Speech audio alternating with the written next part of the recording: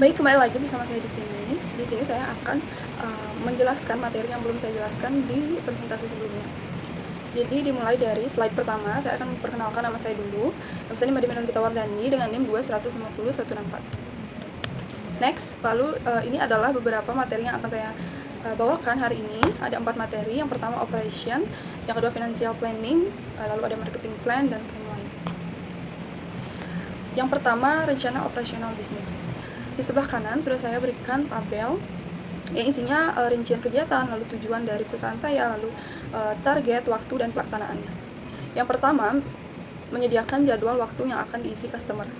Untuk rincian kegiatan yang pertama, biasanya kami menyediakan jadwal waktu yang akan diisi customer. Jadi jadwal waktu tersebut kami siapkan beberapa hari yang akan beberapa hari sebelumnya. Lalu kami akan memberikan link untuk mengisi waktu yang akan diisi untuk mulai ke studio kami. Lalu ada tujuannya, ini untuk memastikan agar tidak ada bentrok waktu dan agar kita sesuai rencana. Jadi pada hari ini customer yang akan dilayani atau kita akan memberikan pelayanan itu yang mana terlebih dahulu, lalu selanjutnya yang mana gitu. Jadi tetap sesuai rencana dan tidak mengantri lama. Lalu targetnya adalah calon customer, waktunya H-1 studio dibuka, dan pelaksanaannya admin tim. Jadi yang melaksanakannya ini adalah admin dari tim saya, tim kami, yang khusus untuk mengurus beberapa pesanan dan dari calon customer. Lalu yang nomor 2 ada mengacak dan merespon pesanan melalui link atau chat di sosial media. Ini bertujuan untuk mengetahui jumlah customer yang memesan atau per hari. Targetnya calon customer, waktunya jam 7, dan pelaksanaan admin tim. Jadi pada jam kerja, tepatnya pada jam 7, pas waktu mulai kerja itu, admin tim mengecek dan merespon pesanan melalui link atau chat di sosial media. Jadi kami pesanannya melalui link dan chat. Jadi calon customer bisa memesan beberapa jam untuk tergantung mereka akan mengambil perawatan kuku di salon kami. Lalu yang nomor 3 ada mempersiapkan studio sebelum melayani customer. Ini tujuannya memastikan kenyamanan konsumen. Lalu targetnya customer, ini waktunya 8.00 dan pelaksanaannya melalui staff. Lalu ada melayani customer secara profesional. Ini dimulai dari jam 9 sampai jam 11. Ini oleh staff atau owner. Jadi saya sendiri turun tangan untuk melayani customer juga. Jadi bukan karyawan saja. Lalu ada mengecek jadwal, ini pada jam 11. Jadi biasanya untuk per hari itu kita bisa 2 atau sampai 4 customer. Lalu mengecek jadwal melayani kembali pada jam 11 sampai jam 3. Ini tergantung selesai jam berapa ya. Jadi satu customer itu bisa menyelesaikan waktu 1 sampai 2 jam. Jadi jika waktu selesainya lebih cepat, jadi kami biasanya langsung merekrut calon customer selanjutnya.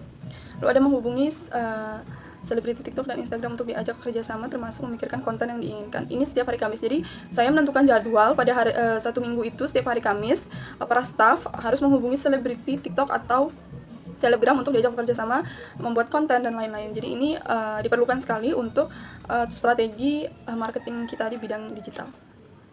Udah membuat konten di sosial media.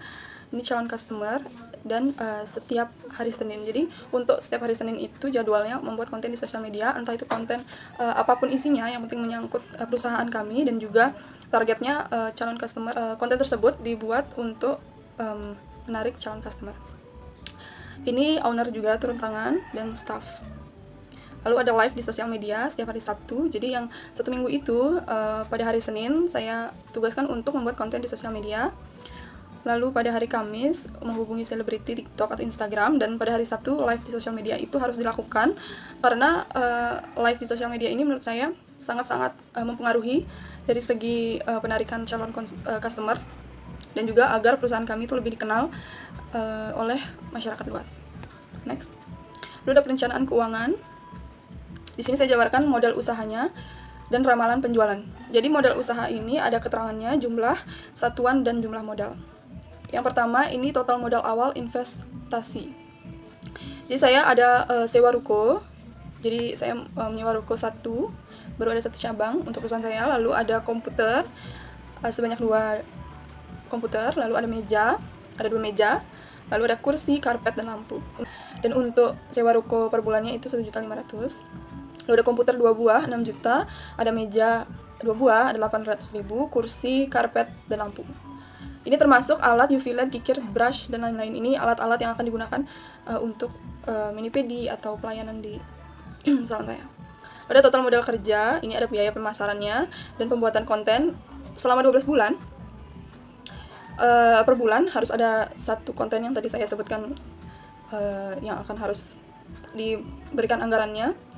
Itu per bulan saya jabarkan 700.000. Lalu ada biaya pemasarannya sekitar 2 juta. Ini menyangkut selebriti atau Instagram yang kami ajak kerjasama, selebriti kecil, kelas menengah yang followersnya belum terlalu banyak. Jadi kami fokuskan di situ dulu karena saya akan membuat strategi. Jadi dari selebgram kecil dulu, baru nantinya jika ada modal yang lebih banyak lagi, kami akan merekrut selebgram yang lebih tinggi followersnya. Lalu ada total modal operasional. Ini ada gaji karyawan, tagihan internet dan tagihan listrik 2.200.000, lalu internet 400 dan listrik 500.000. Jadi total kebutuhan modal saya itu mencapai 188.770.000. Next, di sini ada ramalan penjualan. Jadi ini diasumsikan bahwa bisnis startup kami ini telah beroperasi selama 4 tahun. Ini data ramalan penjualan selama 4 tahun. Jadi 2023 ada 100 transaksi, lalu 2024 150, 2025 250 dan 2026 300. Lalu di sini ada neraca awal. Jadi neraca awal tabelnya itu berisi jumlah satuan dan total rupiahnya. Jadi yang pertama modal awal investasi, lalu ada sewa ruko, komputer, meja, kursi, karpet dan lampu. Lalu ada alat UV LED-nya, lalu ada bahannya, ada dekorasi studio, total modal kerjanya, biaya pemasaran dan biaya pembuatan sampai ke tagihan listrik dan tagihan internet itu saya jabarkan di tabel tersebut dengan total asetnya mencapai 518.770.000.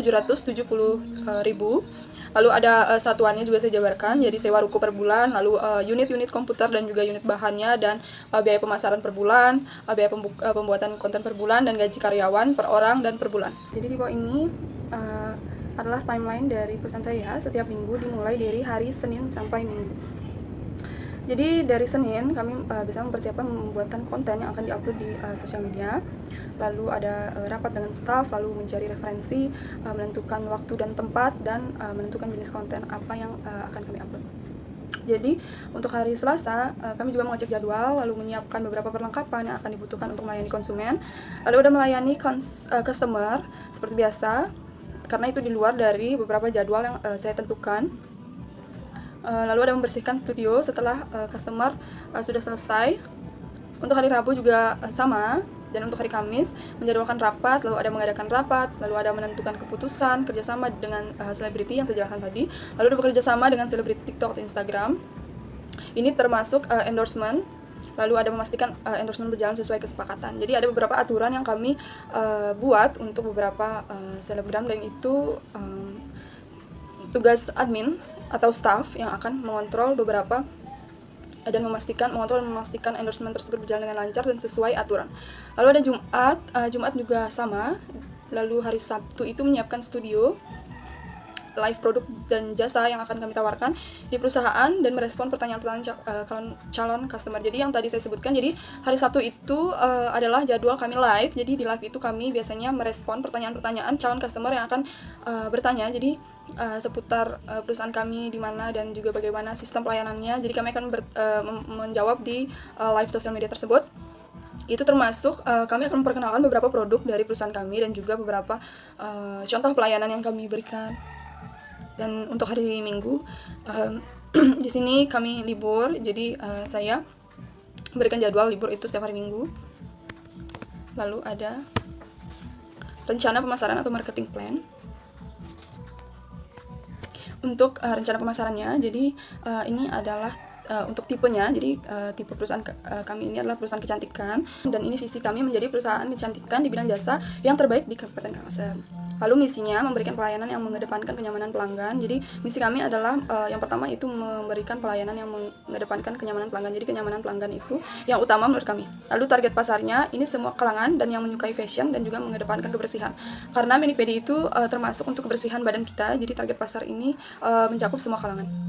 Lalu kompetitornya yaitu perusahaan kecantikan lainnya dan termasuk salon dan home studio service. Seperti yang sebelumnya saya jelaskan bahwa banyak sekali anak muda yang lebih memilih untuk membuka nail atau jasa Manipedi itu sendiri karena sudah mengetahui bagaimana cara mengelolanya dan juga bagaimana caranya mereka untuk membeli peralatan, atau beberapa kompetitor lain juga banyak yang mendirikan perusahaan kecantikan lainnya.